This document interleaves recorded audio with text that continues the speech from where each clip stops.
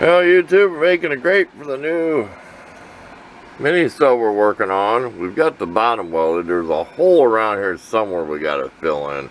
It's back behind there. Because I made this first and I put it in there, so here's a little hole I got to finish, but that's all done and now. See how that's holding all them down? That's hot. So they're flat. Because I want these inside. The other grates I just laid the rod on top. I want this all flat. See what I mean? All done with little scraps. That's how poor we are. We're using scraps. We got our flux to dip it in.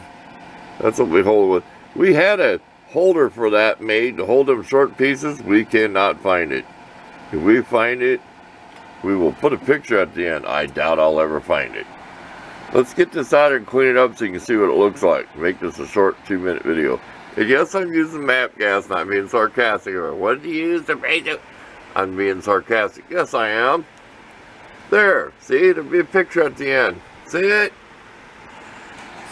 I'm just kidding.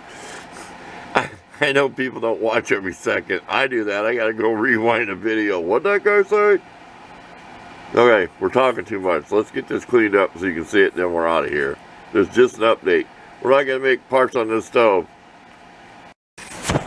Okay, we are done. I can't wait to review the part about what'd you weld it with? Oh, no, 5 years from now, somebody may ask me, what'd you braise it with? It is not the most perfect job. I think this is where I joined the circle at. Back off, we talked about that the other day. I tried using copper to braise with, real fine copper wire. Excuse me. It will not work. Believe it or not, no matter how smart, copper wire will not melt as easy as brazing rod. And there's a spot here. It's questionable, like right there. See the one on the right? But if you flip it over, if you go mess with that, you're going to have a nightmare. You see why I wanted them inside the circle? It's a shame to clean this up. It's going to get burned in the stove, but that little stove I'm making, you can take the top off. I could actually go into the design and make this so this could set the top with charcoal, and I could barbecue a mini burger. Wouldn't that be cool? Oh, I'm thinking about it. If I do, I'll make a different grate. So you just take the top off the stove, right? And be able to pull it out and have charcoal in there and flame broil a little mini burger.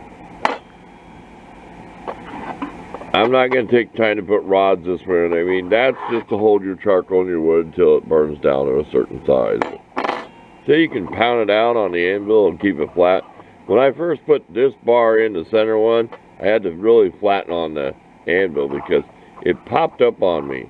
So while it was still hot, I really beat on it. I mean, you can almost see it through the brazing one. Back off.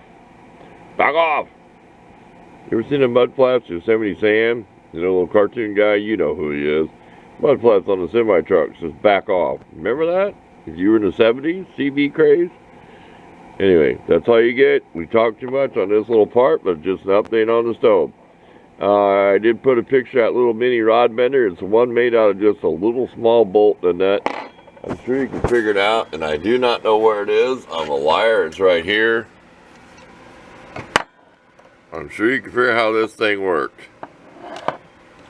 Remember the video on this? If you really want me to give you a link because you can't go find it, I will. I'll give you a link if you want to make one of these. It's really simple. So we're out of here.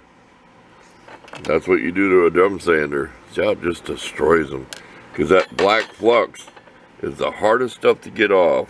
We're going to go in close on it. That's like melted glass. See it? That's why you keep pounding on a hammer and chipping at it, try to break it off. Okay, we're gone. Thanks for watching.